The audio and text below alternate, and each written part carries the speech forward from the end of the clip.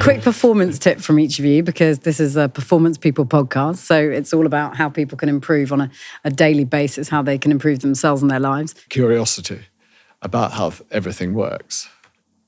That's so important.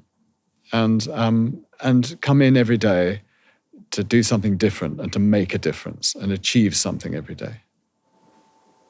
I'm going to take that away with me and put it into practice on a daily basis. For sure. I think, be more observant of culture and trends and the world around you. Keep your eyes open. Keep your energy levels up, and do what you enjoy, and work really hard at it. I think that would be my sort of strongest tips. What I did see was Dad with two model makers and two engineers, and what they achieved over a period of time is extraordinary. And having those basic tools. In those days, you didn't have CAD, which created plastic models of what you're designing very, very accurately. It was all done by paper and pencil, and the ability to see things in 2D, but in a 3D product.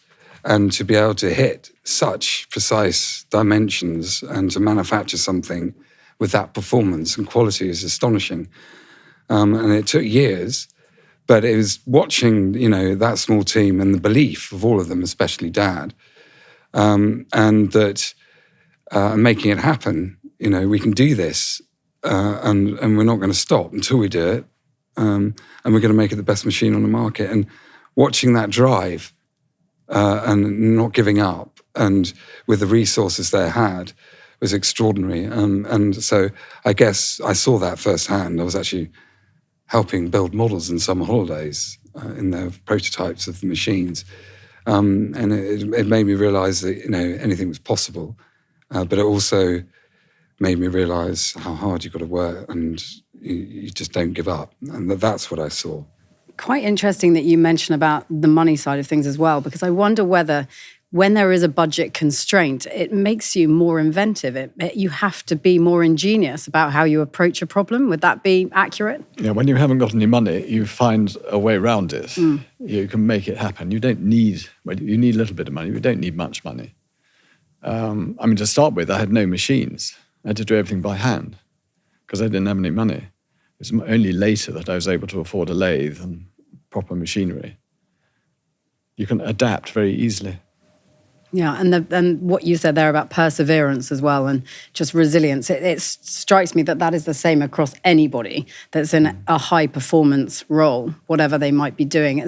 There are common traits, aren't there, of performance people? Yeah, it takes a long time. The British don't like plodders, but we have to do a lot of plodding. And it's because in development, you don't think of the solution and build it, and that's it. You have to develop iteratively. In other words, you make one change at a time to your prototype. Because if you make two changes, you don't know which made the difference. So it's a very plodding process, painstaking process, which takes a long time. It can take years. And in the end, it looks like a flash of brilliance, which is what the British love. But the British don't admire perseverance and sticking with something. What does that feel like? Like you said, there aren't any shortcuts, but for both of you, I guess, when you've actually found that solution, whatever it might be, how does that feel? Disappointment. Really? But for all sorts of reasons, mainly because, but that's done, so that's not a problem I'm bothered with too much. I'm on to the next one. Yeah. So you don't stop and have a glass of champagne, you're straight on to the next one. Yeah. That sounds right. familiar. You know how you got there, so you don't cover old ground, and you know how to make something better. It's a good start for the next one. But going back to resourcefulness, I remember Dad building a vacuum forming machine because they were so rare and cost a fortune. So we actually built one which is lethal. It had radiative coils, and high electricity, and you put sheets of plastic over it to heat up, and then you suction to pull it over a form. It's when he was trying to create the perfect cone. I did it in the basement of our house because that was it. I needed 50 amp supply. That must have been mildly terrifying for everyone in the house. It was absolutely. I had to wire it in before the house supply, where the direct mains came in. And I think I didn't even pay for the electricity for it because I bypassed the meter. But yeah, it was amazing. And he was down there for months trying to get that perfect cone. And what about the times when it just was? Because I suppose the times where it doesn't work outweigh by a country mile the times when it does work. So what about personality as well? And sort of, actually sort of parking it for a moment and getting on with family life, or actually, like you've said previously, sort of enjoying the moments where you've been able to be successful? Ours is a life of failure. I mean, every day, you have thousands of failures in order to get the one success. It's a pilgrim's progress to get there. And there's nothing wrong with that. I mean, failures are actually more interesting than successes. You learn from failures, but success is, well, that's done, and you don't question it.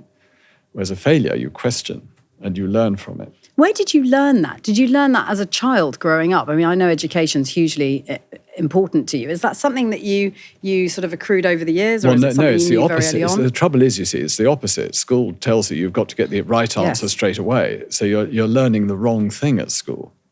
And what's really important in life is learning from failure. So I've always thought schools should mark the other way round. Those children who fail and who try several things before getting it right are the ones who are really learning through viscerally experiencing it. But unfortunately, the education system's set up the other way. There was a time in maths where I think we were actually awarded for working out as opposed to the end answer. And I think that's the only way I managed to pass GCSE maths. My working out had some logical conclusion to it. The answer just wasn't right. Yeah. So is our education system a little bit broken?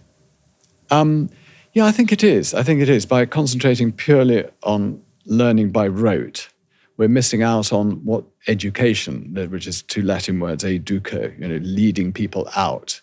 You're not teaching them to think, to make mistakes and learn from it. And that's what life is about once you get out of university. It's about, you don't get things right. And we should experiment and try to do something new. And the moment you start doing that, you're going to have lots and lots of failures before you make it work. But education unfortunately doesn't teach you that. I mean, there are jobs where you have to be able to learn things by rote. Law is probably one of them. But for most of us, we've got to create things. We've got to make something new. But also it's it's the subject and the success of it. I mean, understanding people and reading people is what makes people, successful and achieve great things in this world. No one teaches that. And it all hinges on one exam, and, life doesn't work like that. So I think the way they structure and accredit people in performance is completely wrong as well. And people are misunderstood right from the onset because they're looking at grades and exam results and it doesn't represent them at all. I suppose actually sport teaches you more at school. Yeah. I think I learnt much more from sport than academic work, because you've got to experiment, you've got to learn to work with people, you've got to learn to beat people. And you will fail. Competition is really important in life, and people won't talk about it now. No. But it drives you. They're the people you've got to beat, and it drives improvement. It ups your performance. But competition's a dirty word. Yeah. And to focus on something you enjoy, because ultimately you're going to be addicted and work extremely hard at something you enjoy. And finding that out at school should be the priority. I mean, Dad was skipping into work every single morning and always had a smile on his face because he loved what he was doing. And I understand that too. I was only good at creative subjects, so I really enjoy what I do. So it just helps you drive harder at it. I think your mum and your wife, your lovely wife, Deirdre, said that your ambition is always to make enough money to pay for the next thing. And that was something she said. But can you ever have imagined having a university? I mean, we're sat in the Roundhouse now, which is part of the student accommodation here at your Dyson headquarters in the UK. I mean, can you imagine of having a university? Oh, of course not. I didn't imagine any of this. But I just did, as Jacob says, what I was passionate about. I wasn't thinking of making money. I just wanted to make a better vacuum cleaner. And it's sort of built on. I'm a builder really as well. That's the other thing.